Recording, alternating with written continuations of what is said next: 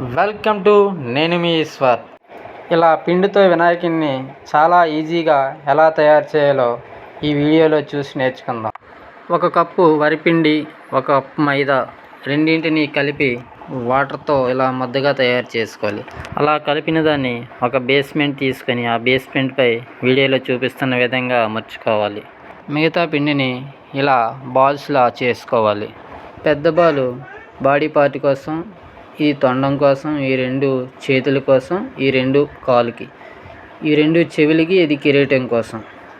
ముందుగా కాలు కోసం చేసుకున్న 2 బాల్స్ని తీసుకొని వీడియోలో చూపిస్తున్న విధంగా రెండింటిని సమానంగా వచ్చేలా నీట్గా చేసుకోవాలి. వాటిని కాళ్ళు షేప్ వచ్చేలా అలా వేళ్ళతో ఒత్తుకొని ఆ బేస్మెంట్పై అమర్చుకోవాలి.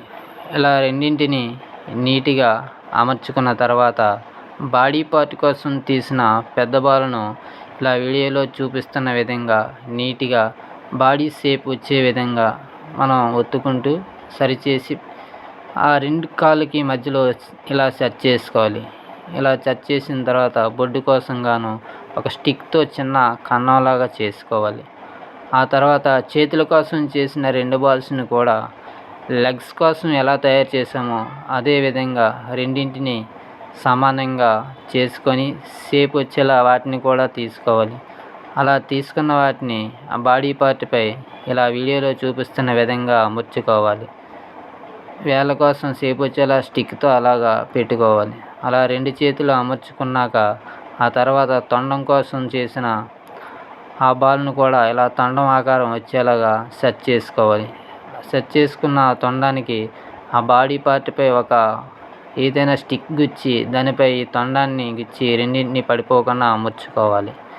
అలా అమర్చుకున్న తర్వాత చెవుల కోసం తీసుకున్న 2 చిన్న బాల్స్ని కూడా చెవి ఆకారం వచ్చేలాగా నీట్గా ఒత్తుకుంటూ అలా ఒత్తుకున్న రెండింటిని చెవి కోసం చిన్న స్టిక్తో ఇలా డిజైన్ చేసుకొని ఆ రెండింటికి కూడా చిన్న స్టిక్స్ తీసుకొని 2 వైపులో గుచ్చి తొండానికి అమర్చుకోవాలి.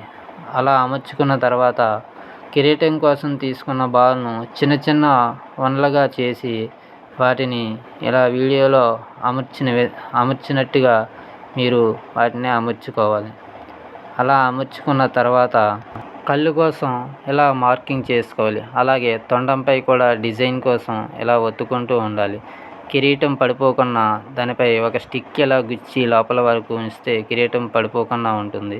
ఇప్పుడు కళ్ళు కోసం మీరు మిరియాల గింజలైనా పెట్టచ్చు, లేదంటే మినుములు ఉంటే మినుములు కూడా పెట్టచ్చు, లేదంటే వాటర్ కలర్స్తో కూడా మనం పెట్టుకోవచ్చు. అలానే వాటర్ కలర్స్తో ఇలా బొట్టు, కిరీటానికి డిజైన్ మనకి ఏ రకంగా నచ్చుతుందో ఆ రకంగా మనం డిజైన్ చేసుకోవచ్చు. ఇలా నీట్గా డిజైన్ చేసుకున్న తర్వాత ఇప్పుడు అభయహస్తానికి గాను అభయహస్తంపై ఓం డిజైన్ వేసాను. అలాగే ఇంకో హస్తంపై ఉండ్రాలు తయారు చేసి పెట్టుకున్నాను. ఇప్పుడు పక్కన ఎలుకను తయారు చేసి పెట్టుకొని తొండంపై కూడా మనం డిజైన్ చేసుకోవాలి. ఇలా చేసుకొని స్టిక్స్ 2 తీసుకొని దంతాలుగా అమర్చుకోవాలి. ఇక బొమ్మ పూర్తి అయినట్టే.